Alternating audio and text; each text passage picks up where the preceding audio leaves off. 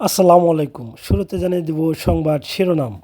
যুবদল নেতা কিবরিয়া হত্যাকাণ্ডে জাতীয় যুব শক্তির তীব্র নিন্দা ও উদ্বেগ। হাসিনার মৃত্যুদণ্ডের রায়ে বিভিন্ন স্থানে উল্লাস, মিষ্টি বিতরণ। হাসিনার রায়ে ন্যায় বিচার প্রতিষ্ঠা হয়েছে বিএনপি। বরিশালে মিষ্টি বিতরণ অনুষ্ঠানে ছুরির আঘাতে ছাত্রদল নেতা নিহত। এবার বিস্তারিত। রাজধানীর পল্লবী এলাকায় মুখোশধারী সন্ত্রাসীদের গুলিতে যুবদল নেতা ও পল্লবী থানার যুবদলের সদস্য সচিব গোলাম কিবরিয়াকে নৃশংসভাবে হত্যার ঘটনায় গভীর শোক ও তীব্র নিন্দা জানিয়েছে জাতীয় যুব শক্তি। সোমবার রাতে গণমাধ্যমে পাঠানো এক যৌথ বিবৃতিতে জাতীয় যুব শক্তির আহ্বায়ক অ্যাডভোকেট মোহাম্মদ তারিকুল ইসলাম এবং সদস্য সচিব ডক্টর জাহিদুল ইসলাম ও তীব্র নিন্দা জানান। জুলাই গণ অভ্যুত্থানে সংগঠিত মানবতা বিরোধী অপরাধ মামলায় ক্ষমতাচ্যুত প্রধানমন্ত্রী শেখ হাসিনার মৃত্যুদণ্ডের রায় ঘোষণা করেছে আন্তর্জাতিক অপরাধ ট্রাইব্যুনাল। সোমবার এ রায় ঘোষণা করার পরপরই দেশের বিভিন্ন স্থানে আনন্দ উল্লাসে মেতে উঠেছে ছাত্র জনতা। এ সময় তারা আনন্দ মিছিল, সমাবেশ, মিষ্টি বিতরণ, শুকরানা সিজদা করে উল্লাস প্রকাশ করেন।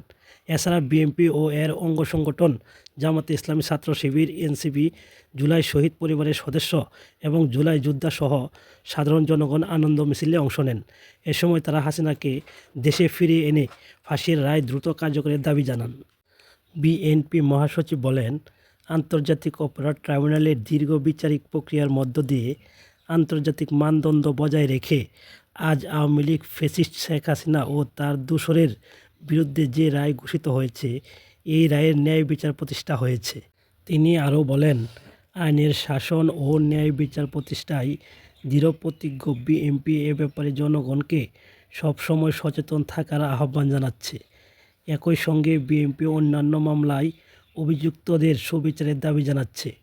মির্জা ফখরুল বলেন, এ রায়ের ফলে আমরা মনে করি দীর্ঘ 16 বছরের গুম, খুন ও বিচার বহির্ভূত হত্যার শিকার এবং 2024 সালের গণ অভ্যুত্থানে রাষ্ট্রীয় সন্ত্রাসের শিকার সহস্রাধিক শহীদদের আত্মার শান্তি পাবে এবং তাদের পরিবার পরিজনদের খুব কিছুটা হলেও প্রশমিত হবে।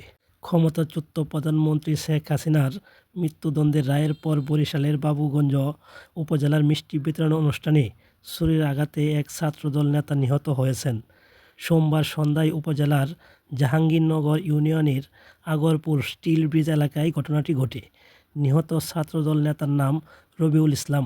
তিনি বাবুগঞ্জের জাহাঙ্গীরনগর ইউনিয়নের ছাত্রদলের সহ-সভাপতি ছিলেন।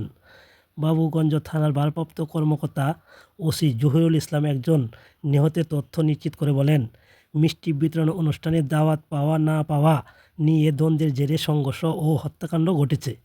পুলিশ ও স্থানীয় সূত্রে জানায়, গত বছর জুলাই গণ অভ্যুত্থানের সময় সংগঠিত মানবতা বিরোধী অপরাধের মামলায় আজ শেখ হাসিনা ও সাবেক স্বরাষ্ট্রমন্ত্রী আসাদুজ্জামানকে মৃত্যুদণ্ডের আদেশ দিয়েছেন আন্তর্জাতিক অপরাধ ট্রাইব্যুনাল 1। এই রায়কে স্বাগত জানিয়ে জাহাঙ্গীরনগর ইউনিয়ন ছাত্রদলের নেতাকর্মীরা আজ সন্ধ্যায় মিষ্টি বিতরণ করেছিল।